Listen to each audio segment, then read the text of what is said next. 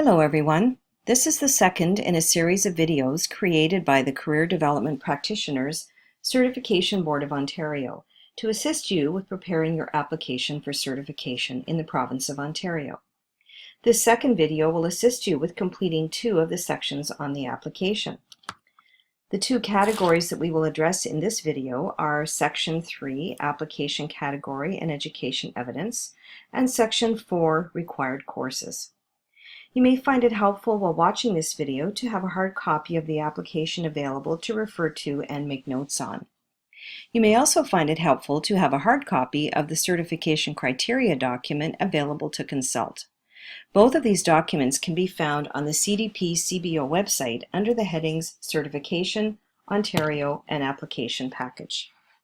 If you would like an introduction to the application form, please watch the first video in this series. Or if you need help with the other sections, there will be separate videos made available for those sections. The sample application that you will see used in this video is also available on the CDP CBO website under the Certification and Application Package drop-down menu. There are several other sample packages available on the website as well.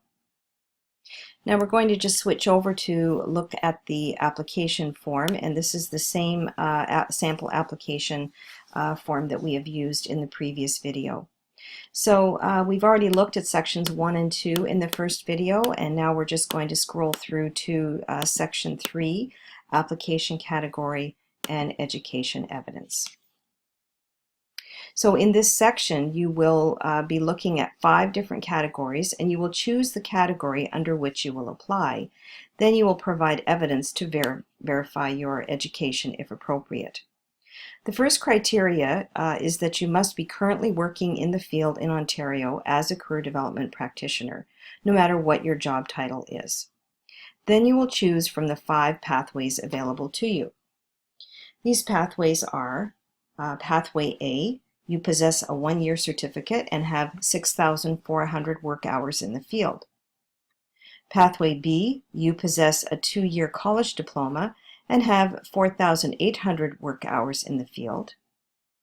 Pathway C, you possess a 3 or 4-year degree and have 3,200 work hours in the field. Pathway D, you possess a master's degree and have 1,600 work hours in the field. Or Pathway E, the employment pathway. You would select this option if you do not possess any of the credentials listed in A to D, but are currently employed in the field in Ontario. Please note, if choosing this option, that you must have 8,000 hours of related experience in the past 10 years, of which 4,000 must be from the last 5 years. Please note that any certificates or diplomas you're using to validate the pathway you've chosen must be from government-recognized post-secondary institutions.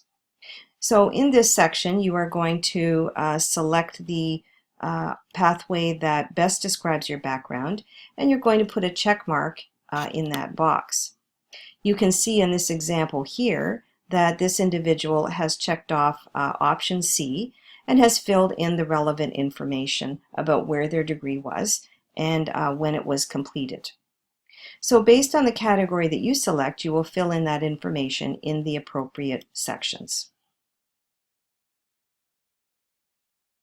Now we're going to go back to our slides and have a look at the next section that we would like to fill in. And again, we're still under Application Category and Education Evidence. Please note that there is a certification criteria document available on the website with a full explanation of the education and experience documents. But here's a brief summary of some important points to note in selecting your pathway in this section. So first, your educational credential must be relevant to the field with a major or specialization in career employment, work development, or vocational rehab.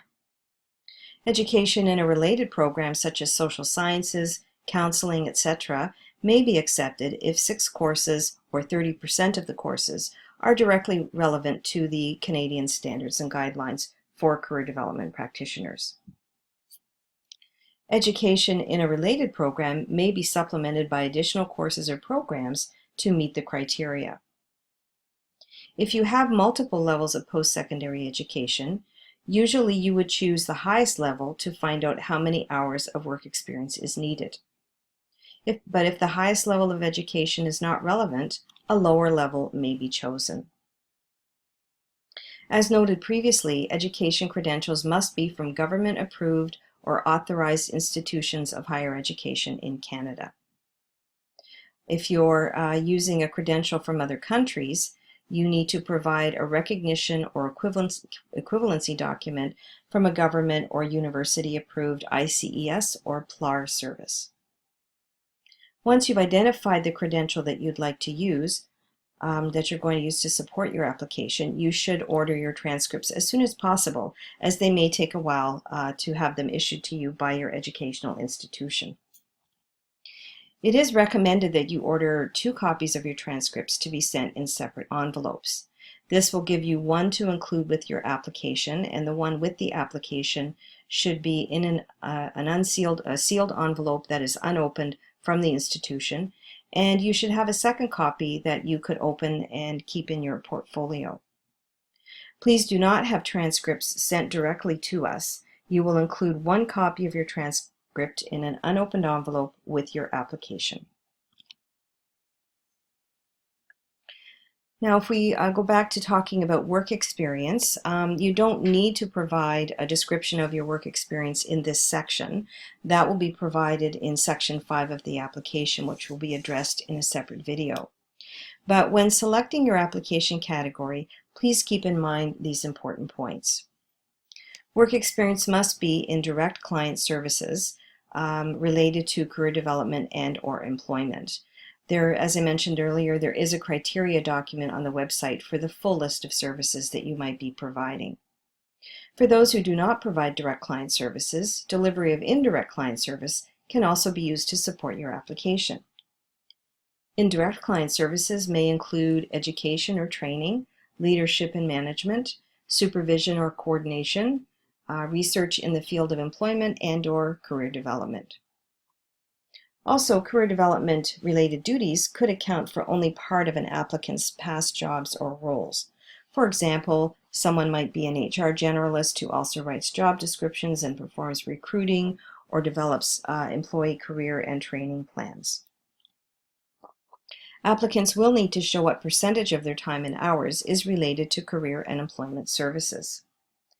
A minimum of 50% of total hours accumulated are to have been achieved through paid work. The balance of hours can be made up through volunteering, job shadowing, work practicum experience, and so forth. Now, let's go back to our sample application form again, and let's look at section 4, required courses. So that's all for section 3 on education and the pathway that you're going to apply under. And now we're just going to look at the 2 courses that are required as part of the certification. Sorry, just bear with me as I get to the beginning of that section, which is right here. So there are 2 courses that are required, and those who are applying through an educational pathway must show that they have taken both an ethics and career development theories training course, either within their education program or taken separately. Those who are applying through the employment pathway must also have completed these courses through any of the approved training providers listed on the website. So regardless of which pathway you're applying through, you need to provide evidence of having completed both the ethics and career development theory courses. The ethics course must be a minimum of 10 hours, and the career development theory course must be a minimum of 20 hours. Courses may have been completed in a traditional classroom, online, or in a hybrid form. And if the courses are completed through a pre-approved trainer, photocopies of completion documents may be submitted with the application. If you're claiming courses within your education from Section 3, or if they're not on the pre-approved list, you must provide evidence such as a course outline or description to verify that the courses meet the required criteria for length and document. So you can see in the sample application here that this individual completed the ethics course in 2010 with One Step, which is an approved provider, and the Career Development Theories course through Life Strategies, which is also an approved provider and has attached the documentation to verify completion of these courses. For more information on the content and delivery requirements for the mandatory courses, please see the criteria document and also consult the list for pre-approved providers of the training. So again, just bear with me while I go back to these slides again. And so that's it for completing sections 3 and 4 of your application form. When you're finished with these sections and are ready to move on, the next video will be on Section 5, Employment and Resume, and Section 6, Professional References. If you've completed sections 1 through 4, you're halfway there. Remember to consult the sample applications on the website if you have questions, and please feel free to contact us at any time in the process of doing your application if you have questions that are not clarified by the sample application. Thanks for watching, and good luck with completing your application.